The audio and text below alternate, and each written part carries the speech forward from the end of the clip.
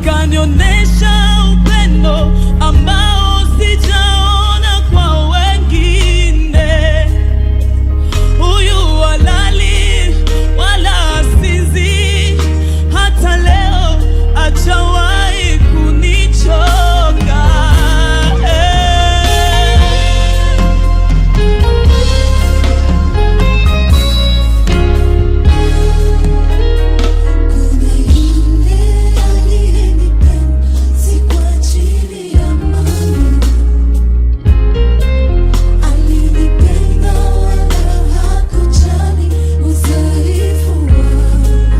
Akanionyesha upendo. We give glory to the Lord. He has kept us. He has fought our battles. He has given us life. He has given us good health. He has given us a place to worship. Hallelujah. And he has overcome the enemy on our behalf. Amen. Hallelujah.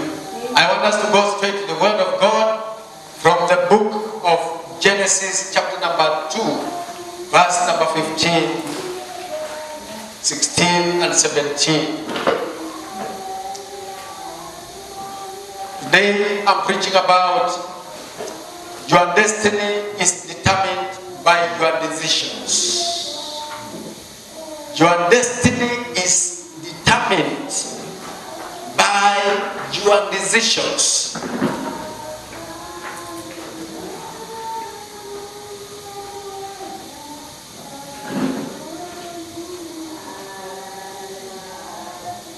I believe we are there. Chapter number 2, verse 15, 16 and 17. This is what the Bible says. The Lord God took the man and put him in the Garden of Eden to work it and take care of it. And the Lord God commanded the man, you are free to eat from any tree in the garden, but you must not eat from the tree of the knowledge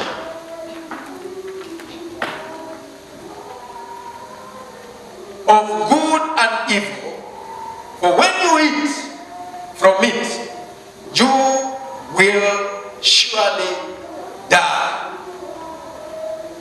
May the Lord bless the reading of His word. Let's also go to the book of Daniel. Daniel chapter number 1. Weka kidole hapo. Genesis chapter number 2. Weka kidole hapo. Daniel chapter number 1, verse number 8. Daniel chapter number 1, verse number 8. Bible says, but Daniel resolved not to defile himself with the royal food and wine.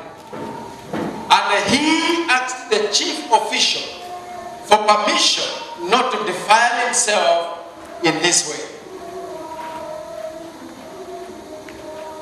Pia weka kidole hapo.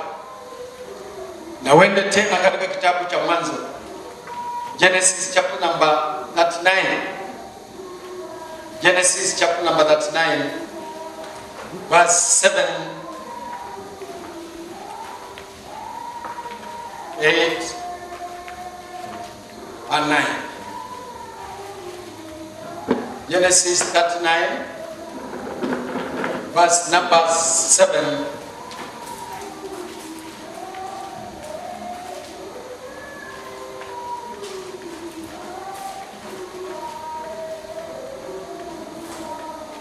Verse number 7, 8 and 9. It's what the word of God says in verse 7.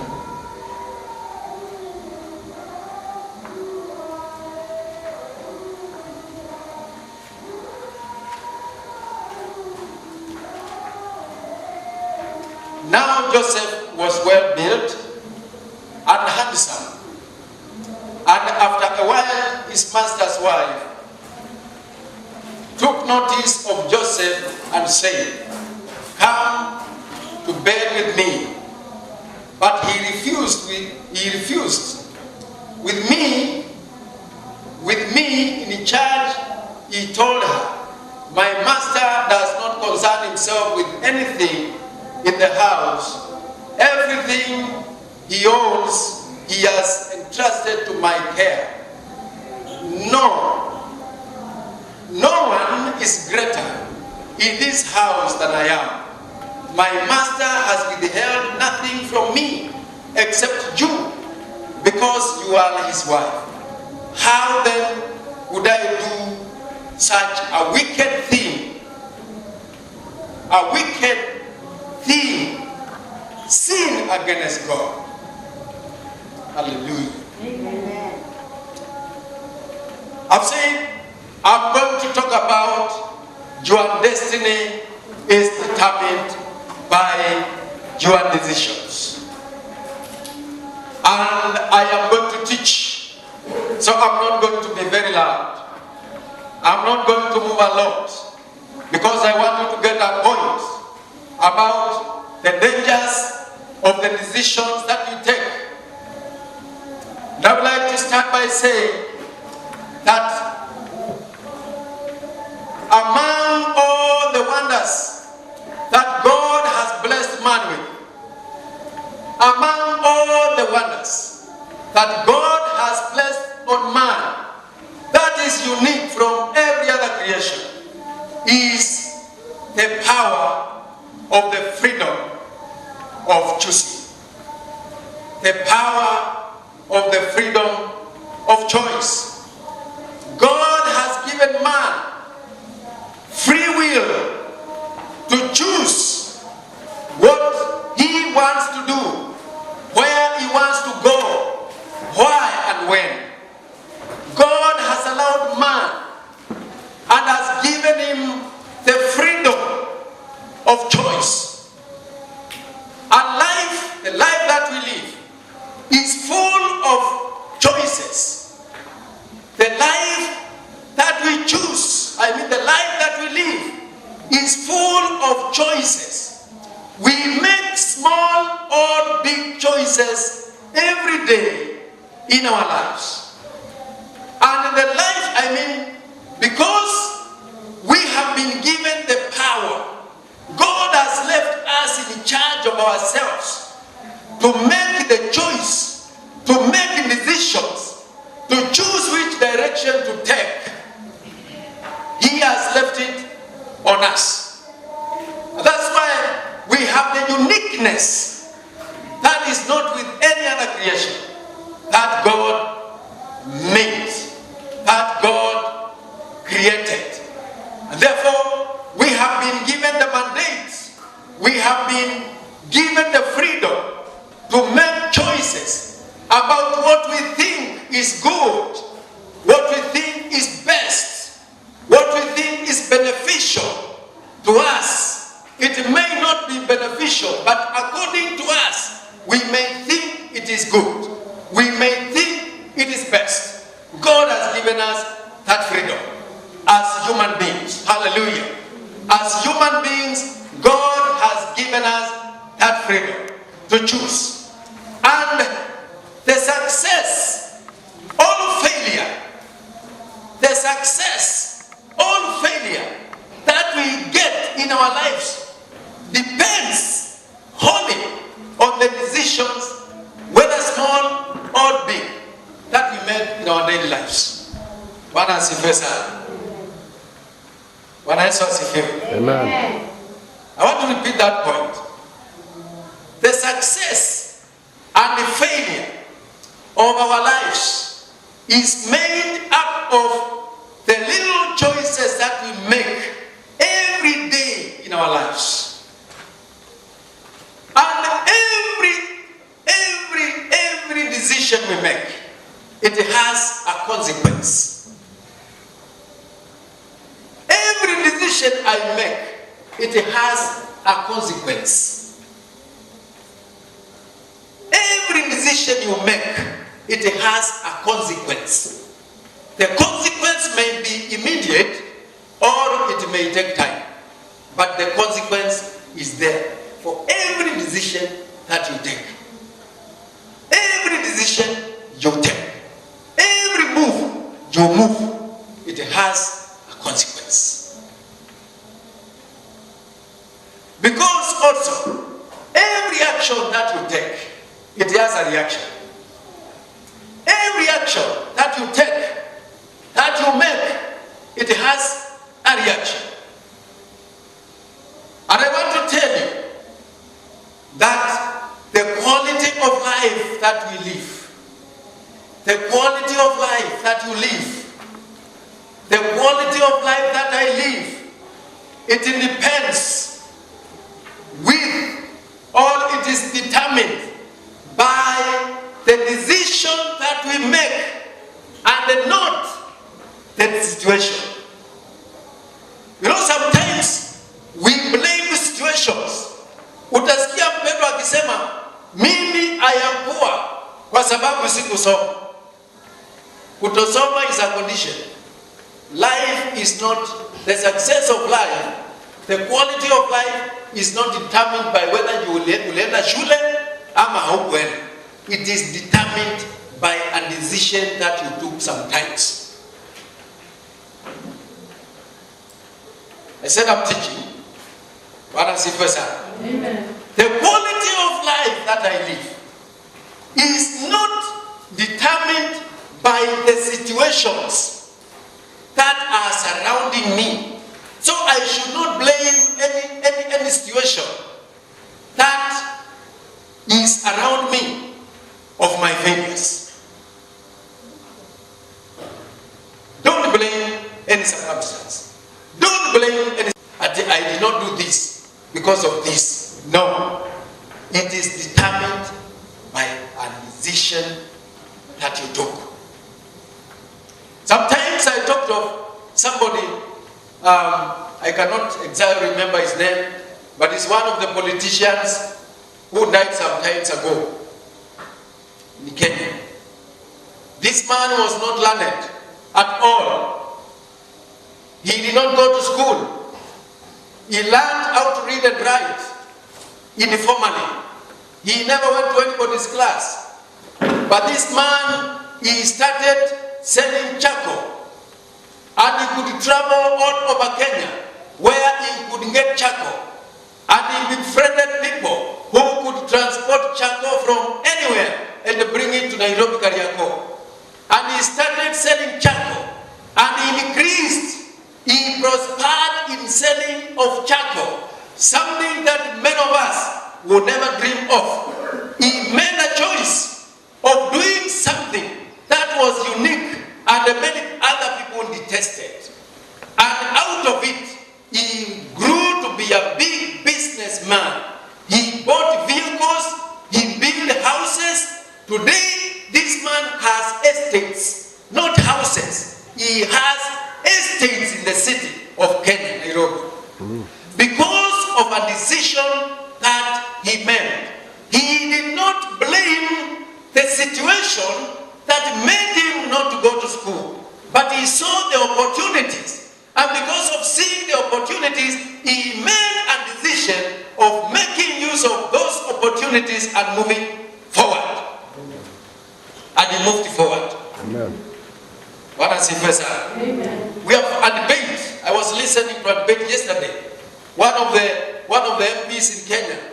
Others are saying he should not even fight for leadership in this country because he is illiterate. But he was telling them that my illiteracy, which is a condition, will not deter me. It will not stop me from being a leader in this country. Because even the educated, they don't live as I do. And he was telling them, compare my life with yours. And you see the difference.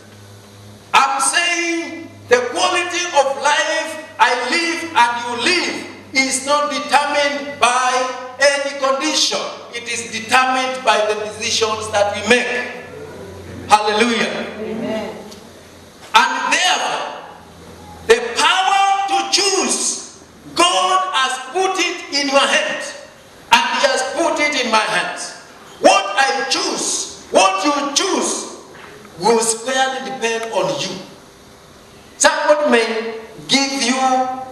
direction.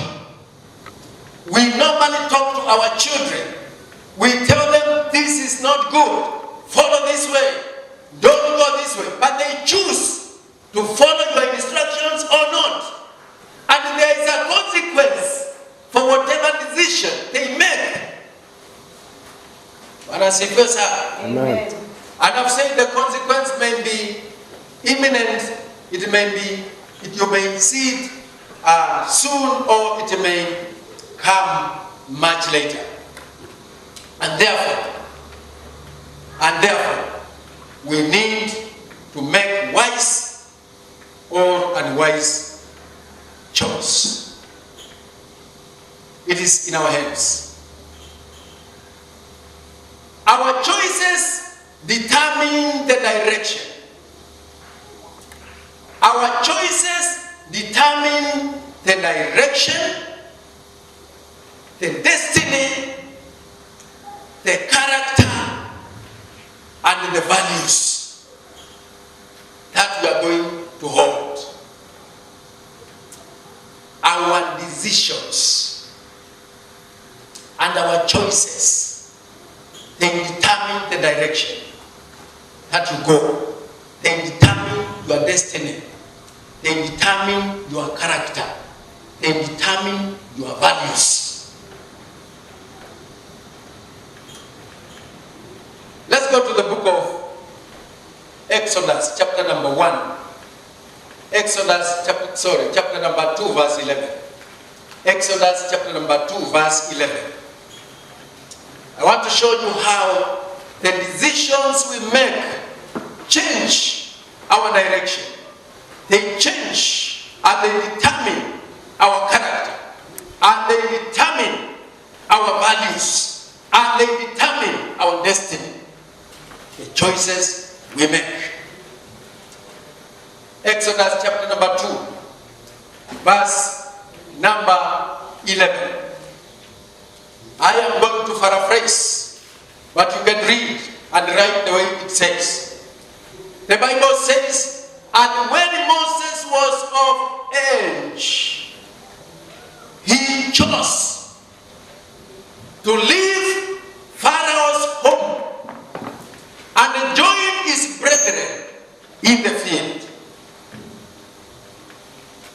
I've said I'm paraphrasing to suit my language, to suit my message. Hallelujah. Amen. Moses, we know Moses was born by an Hebrew woman. And because of what was going on during that time, the mother of Moses decided to hide him, to safeguard him from death. Because all the other young boys who were born at this time, they were being murdered and killed to control the population of the people of Israel. And Moses was hidden. And the Bible says when he was hidden there in the river Nile, the daughter of Pharaoh came to birth and collected the boy. And Moses was taken to the house of Pharaoh. And he grew there. He was educated there. He fed there.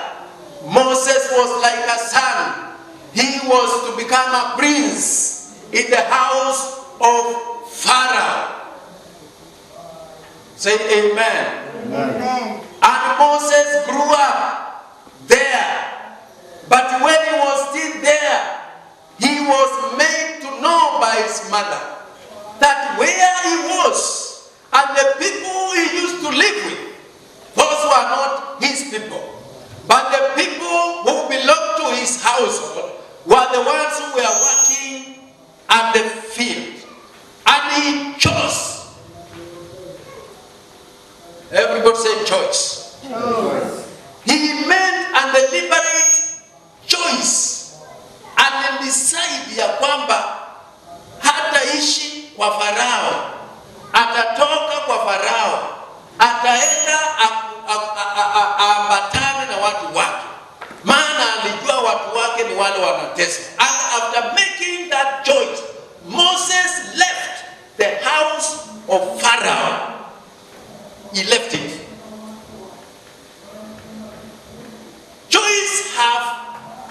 Choices that we make, I've said they have consequences. He lost to be a son at Pharaoh. He lost that one. He lost. That was a consequence. He went out, went to the field, he started visiting them, and on visiting them, one day he found some people fighting. And the story is long, I don't want to go that way. I want to say that Moses, because of the choice that he made after he had grown up, say growing up. Growing up. We need to grow in the spirit, brethren. We need to grow in our faith in God. Because when we are grown up, there are decisions that we are going to make that will affect our lives positively. That will make us to grow in faith in God. That we are not going to continue living childhood lives. Life with no faith. But we shall know that our God is greater and is bigger and is more than anything in this world. Moses did not count what was at Pharaoh. He counted it loss so that he may join his people in the field. And after joining them in the field, his life was completely transformed. He took a different direction. He took a different destiny. His values changed and his character changed. Say amen. Amen. One, Moses became a shepherd. From the king's palace to a shepherd in the field. Moses lost identity for some time. He lost identity for some time. Moses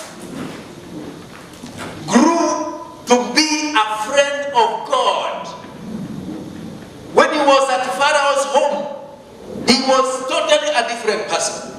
When he goes to the field, he becomes a friend of God. Say amen. Amen. How I pray that we shall grow to be friends of God, so that we can hear the voice of God. Even when God calls, we can hear it. Amen. When Moses is in the field, he was the voice of God. And God knew him not as the son of Pharaoh, but as his servant. Amen. Moses became the prophet of the Israelites. He became a deliverer. His destiny completely changed because of the decision that he made. I am saying the decisions that we make, they completely change our direction, they change our destiny, they change our character, they change our values. The things we value, they become nothing. That is why Paul anasema in the book of Philippians chapter number 2, that whatever was a benefit to me, I counted it loss. I counted it nothing for the sake of the gospel. Amen. So the decisions that we make, they transform us. They make us different. They take us in another direction. Hallelujah. Amen. Amen. Wow. And therefore I want to say, this Moses, when we read from the book of Psalms 90, open the book of Psalms, chapter number 90. Psalms, chapter number 90. Psalms 90.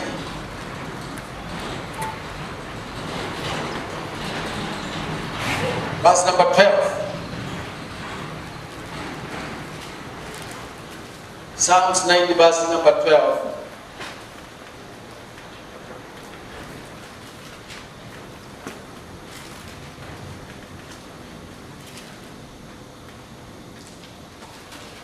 I believe you are there. Psalms 90, verse number 12. this is a psalm of Moses. This is Moses talking to God in Psalms 90, the whole of the chapter number 90. Moses is talking to God. And in verse number 12, he is telling God, teach us to number our days so that we may live in wisdom. I am paraphrasing, so you know how it is going in your Bible. But the summary is that teach us to number our days so that we may live in wisdom. This is Moses. The same Moses who is taking care of the sheep in the field, who is leading the children of Israel. He is talking to God. I have said Moses spoke his direction and his destiny changed. He became a close friend of God. There is no man since creation who ever communicated with God like Moses. Every time Moses would talk with God. And this is because of the decision that he made. So Moses is telling God, he is asking for wisdom from God so that he may know how to invest in his life. I want you to listen to this statement. Moses is asking for wisdom from God so that he may know how to invest his life on earth in line or in alignment with the seasons. With the seasons of God. With the seasons and the purpose of God for his life. He is not asking God to allow him or to give him knowledge so that he may be able to number the days. I am now 10 years, I am 20 years, I am 30 years. Because even if you count that way, you don't know the time of God for our lives. Say amen. Amen. But Moses is asking God to give him wisdom so that every day he lives, his life will be in alignment with the season and the purpose of God. You know, we live by seasons. A season is a season ni wakati fulani ambao jambo fulani linastahili kutendeka. Na hiyo jambo kama haitatendeka wakati ule, ikipita, jambo hilo inawezekana lisitendeke tena. Bwana Yesu asifiwe sana. Amen. Kama ni wakati wa masomo, for example, nikikosa kusoma na mzazi wangu ako able kunisomesha, wakati nitakuwa akili yangu ifunguke, nianze kusema I wish I knew, it will be too late. The season for school was those years back, and it is over. So when the season passes, when we don't align our lives with the purpose of God and the season that God has brought to us, we miss so many things. We miss. That is why Moses is asking God to give him wisdom so that he is able to number his days. And I want you to look at your life. Look at your life today. There are so many people you have grown together back in the village who are not the way you are. So many of them. You went to school, the same class, everything. You went at the same room, but you are different. One of you may be higher than the other one. One of you may be suffering, the other one is enjoying life. Why? Because of a certain decision that each one of you made. Different. Amen. Every decision we make, it has a consequence. Please note that. And therefore we need God's wisdom. We need God to enable us to make the right choices and the right decisions. We need God's wisdom. We need God's presence. We need God's hand. We need God's intervention. Ili tufanye uchaguzi ambao unafaa na ambao utafaidisha maisha yetu na maisha ya watoto wetu. Amen.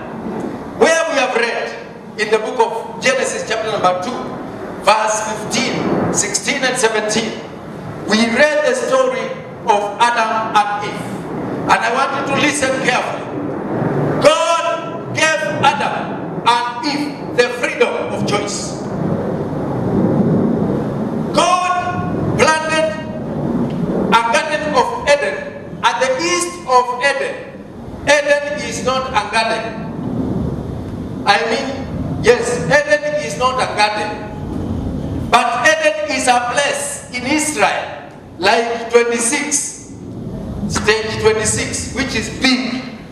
And at the east of the Eden, he planted a garden there. And he brought Adam and Eve to the garden. And he gave them instructions. He told him, I have done the beautification. I have done,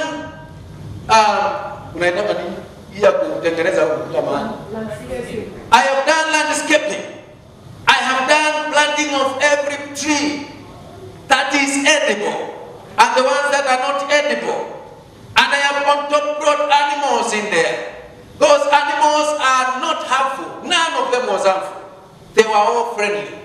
All the animals. And he told him, all the plants I have given you for food. The trees, I mean the fruit, you may eat any of them. I have given you freedom of choice. Eat any of them. But there is one that is at the middle of the garden. That one don't touch. That one don't touch. We call that one directed freedom. Directed freedom. Unaambianga mtoto wako ukienda fanya hivi, hivi na hivi. Usishike, usiwakishe stove, maana inaweza kukuchoma. That is directed freedom. Huyu mtoto anaweza kuamua kuwakisha. Is it true? When you go, anataka kujua, why was I told not to light this one? So ana choose. When he chooses or she chooses to light the stove, that is defying the instructions. Anakata, anangai instructions. Adam was told, don't touch, don't eat the fruit of the tree that stands at the middle of the garden. But all the others, I have given you freedom. Eat, do what you want with them. Also take the garden. And the Bible says, the devil knows the power that we have. The devil will influence us so that we make beneficial decisions so that we don't benefit and prosper. Say amen. Amen. Let me speak in Kiswahili. Shetani anajua umuhimu na uzito ambao Mungu amewekelea juu yetu ili tukue na uhuru wa kuchagua. Na yeye anaingilia na anafanya tusifanye uchaguzi busara, uchaguzi mzuri. Anatuelekeza ili tufanye uchaguzi mbaya so that later in life we start regretting. When we make wrong decisions, later the consequence is regret. Therefore he came and he talked and he spoke to the woman. And he's telling the woman, did God say that you should not do 1, 2, 3? And after the end of the story, the woman chose to abuse the freedom of choice, the freedom of making decision. She abused. The husband also abused. And as a result, God came. Let's read chapter number 3. Chapter number 3, verse 16.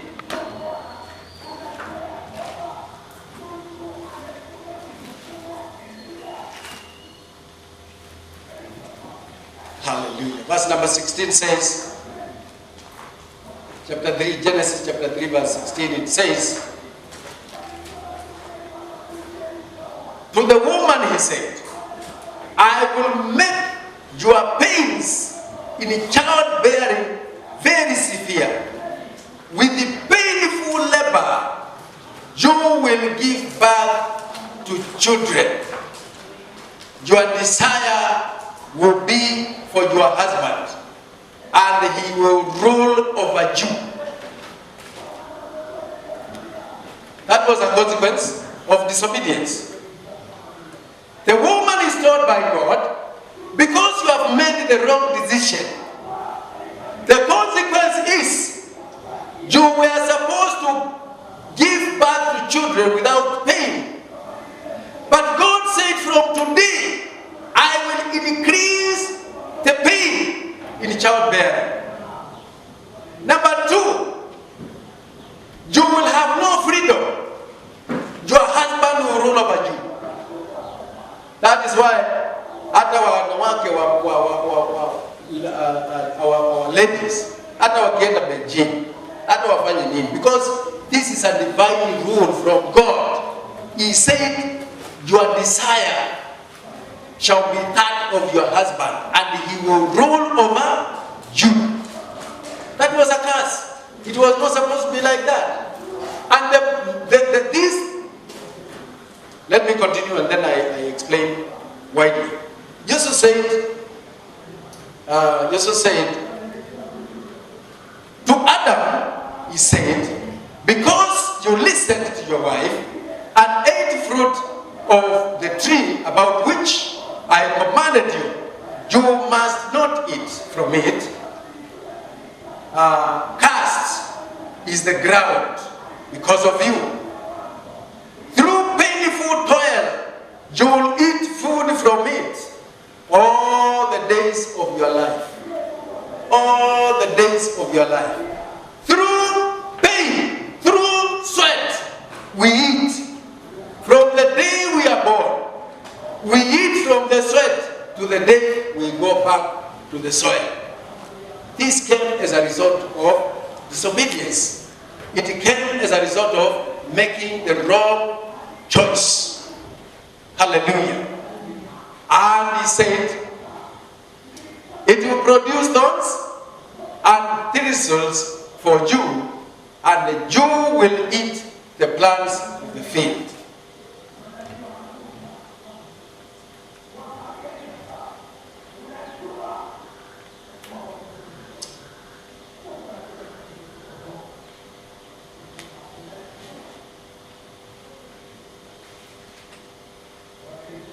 Is a part I want to quote.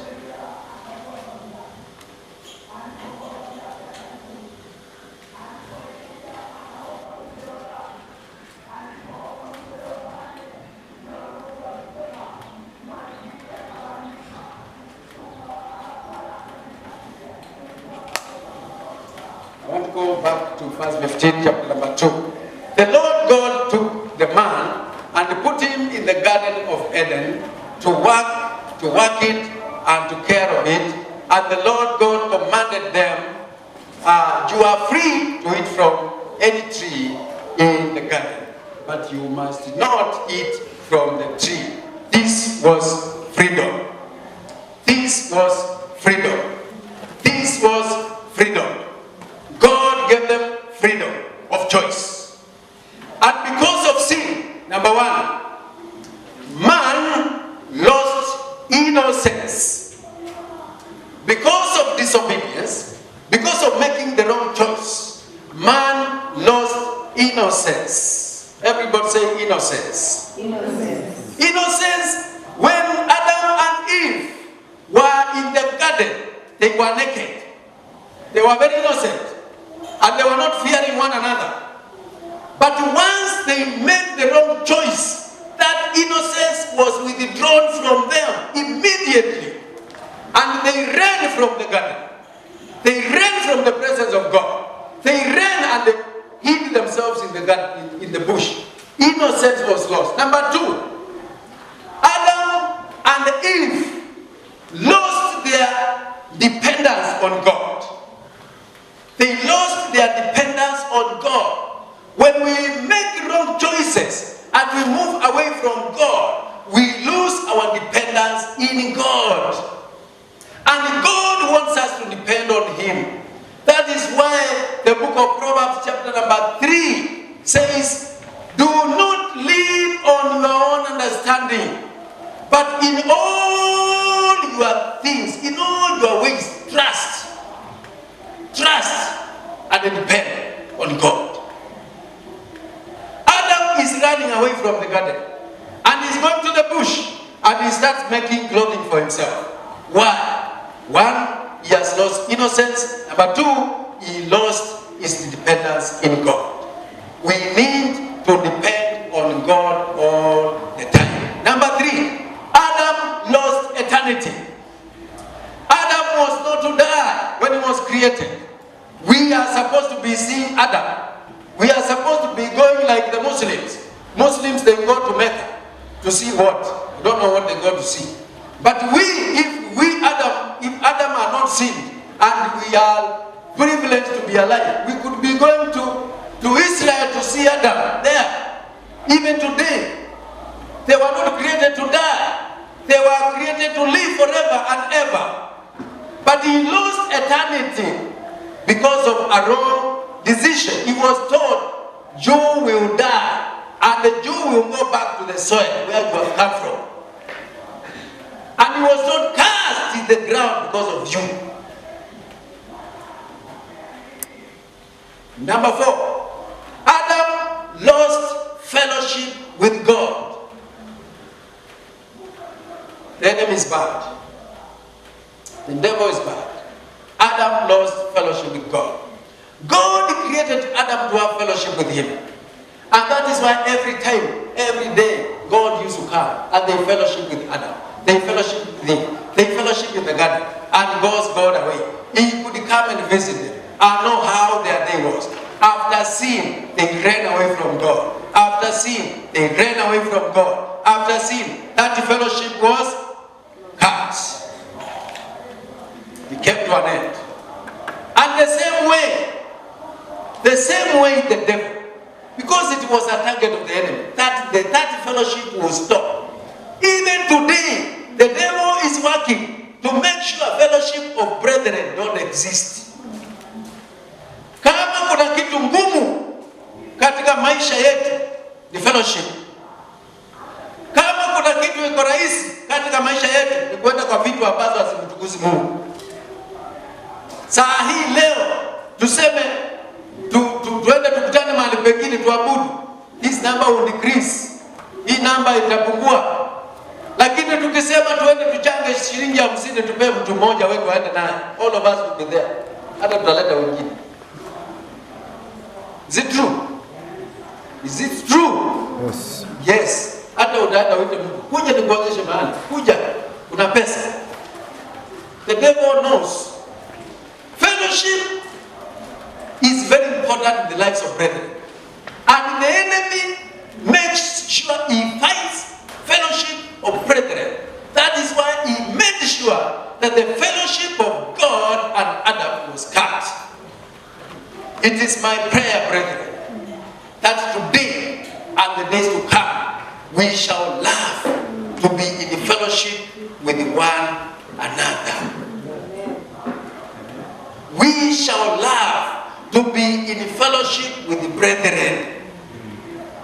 We shall love to have fellowship with God. Because when we have fellowship with God, we have everything. We have God with us. That is pray. He told them, when you pray like this, our Father who art in heaven, thy what? Thy kingdom come. In other words, he's telling them, where you are, I should be there. Because the kingdom is the person. Ukisikia Uhuru ako hapa, ufalme wote utakuwa hapa. Bwana asifiwe sana. So when the kingdom of God is here with us, it means God is here with us. And the things are okay. Bwana asifiwe sana. Amen. So, the innocence that was there, it was lost because of sin. These people, they invited death, they invited decay, they invited separation, they divided, curse because of wrong decision. My brothers, my sisters, every decision that we make, it has a consequence with it. It has a consequence with it. Let me tell you, all the calamities you see today in the world, hii jua mnaona, kiangazi mnaona, njaa, vita mnaona, all the bad things mnaona, it is because of that decision that was made by our first parents. Magonjwa yenye mnaona inaitwa COVID, ingine sio inaitwa nini, inatushtua, it is because of the sin that was committed, because of the wrong choice, wrong decision. I want to tell you, in your life, God has given you the ability. He has put the power of choice in your hands. And one of the principal choices that we can make in life, the principal one, is not to choose to do business. It is not to choose to marry. It is not to choose to have children. It is not to choose to go to school, but it is to choose to be a friend of Christ. To choose to be a friend of Jesus. To choose to be a good and faithful follower of Jesus Christ. That is the main and the major and the principal choice any man can make. Bwana asifiwe sana. Amen. Why am I concluding like that? I know that you are born again. I know, I don't doubt. But I want to remind you, it is possible for me to be even a pastor and I lose and I miss heaven. It is possible. The Bible says, sio wote ambao wananiita Bwana Bwana ambao wataona ufalme wa mbingu. Therefore, as we make other choices in life, every day you wake up, ask your heart, how is my relationship with God the Creator? If Jesus comes for me now, will I hear His voice? Moses heard the voice of God. He followed him. Amen. He followed him. He did what God wanted him to do. Daniel chapter number 1 verse 8. The Bible says, during the time of Nebuchadnezzar, he needed strong men. Men who are full of wisdom. Men who are full of understanding. Men who were able to speak all languages. And he said, get me these young men. And they separated them from the others. And he chose some food for them. The Bible says, alichagua chakula cha mfalme na kinywaji chake. Na akasema hawa vijana watakaa hapa, hawatakaa na watu wengine, watakula hii, watakunywa hii. Every meal they must eat this way. Daniel, because in the list of the meal, in the list of the menu, aliangalia akaona kuna vitu ambazo hazimpendezi Mungu.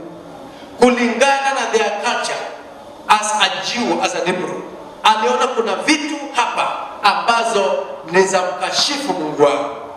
Vitu ambazo hazitampendeza Mungu. And Daniel purposed, he made a choice that I'm going to confront anybody and I'm going to refuse the offer of the king. It is better I lose the opportunity other than losing my relationship with God.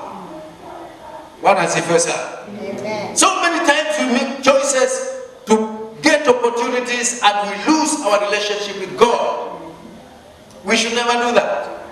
Daniel said, no, I will not eat any of the delicacies of the king. I will eat vegetables. And he called the eunuch, the man who was in charge, and he told him, we are not going to do that. He made a decision. Everybody say decision. Some decisions are hard to make, but we must take our position, and we take the position that God has given us, and we say no to things which we are supposed to say no, and we say yes to things that we are supposed to say yes, so that we live in life, in alignment, as Moses said. God teach us to number our days, so that we live in our alignment of the season and the purpose of God in our life. As he refused, after some time they were brought to the king, and he was found 10 times better than those who were eating the delicacies of the king. Those young men ambao walikataa chakula cha mfalme na wakakula terere na wakakula sukuma na wakakula the whatever they ate na wakakunywa maji, Bible inasema they were found 10 times better than their colleagues. It is my prayer that when we refuse and we stand for God, He will favor us, and we shall be found 10 times better in our businesses, in whatever. You know, in our businesses also, unaenda unakuta watu wanaenda Kitui, wanaenda sijui Mombasa, wanaleta vitu ili wanunuliwe na customer, na wewe uko hapo na wewe umeokoka. Wewe pia utaenda Kitui kama unafanya biashara. Wewe ni Kitui, Bwana asifiwe sana. Unakuta watu wanasema huku kuna uchawi mwingi, lazima uende mtu ulete azunguke nyumba, hata wewe utaenda. No. Wewe mwenyewe die the blood of Jesus and go around that home. Declare the power of God, and things will be okay. Things will be okay. Bwana asifiwe sana. We must make some radical decisions against the tides of the world. And this is what Joseph did in Genesis chapter number 39. When Potiphar's wife came, and he was pleased with his handsomeness, the stature of his body, akasema, leo nataka kulala na wewe. Alisema, your husband has put everything in this home under my care. He has withdrawn nothing from me except you. How can I do such a sin before God and before your husband? That was a decision. Every good decision you make, every bad decision you make, it has a consequence. Joseph alijipata kwa jela na alikaa hapo miaka mingi pale kwa sababu ya kumake right decision. So whatever decision you make, it has a what? A consequence. But it is good you make the right decision, so that even when you go to the prison, because God will never leave you, He will go with you. Ataenda na wewe na atakutoa, na akikutoa pale, wale ambao walitoka mbele yako utaenda kuwasimamia. Hallelujah. Wale walitoka wakuacha pale, you get out when you are senior than even the wardens of the jail. Hallelujah. Amen. This is our God. So I want us, brethren, to know that God has given us the power of making decisions. And every decision you make it wisely. Think of anything that you are doing, you must make a decision. And that decision you make, it has a consequence. Don't hurry in making decisions. Make decisions prayerfully, asking God which direction to take, and listen to God. When you listen to God and God gives you direction, you will never go wrong. The going may be tough. There may be no way, but God will open a way for you. In Jesus' name. May the Lord help us. May the Lord help us, so that we make decisions. And if there is anyone here who has not given his or her life to Jesus Christ, today is a day when you can make that very important decision that will change your life forever and give you an eternity that was lost by Adam and Eve. We have somebody in the house. Mwenye anataka kuokoka. Somebody in the house who want to take a different direction and get a different destiny and change values and change character. Anybody in the house? Bwana sema leo nataka niokoke. Let us all believe and pray. Our most loving Heavenly Father, we give you praise and honor. Today you have reminded us on how to make wise decisions, because every decision we make, it has a consequence. Our destiny, our tomorrow, our future is determined not by circumstances and situations,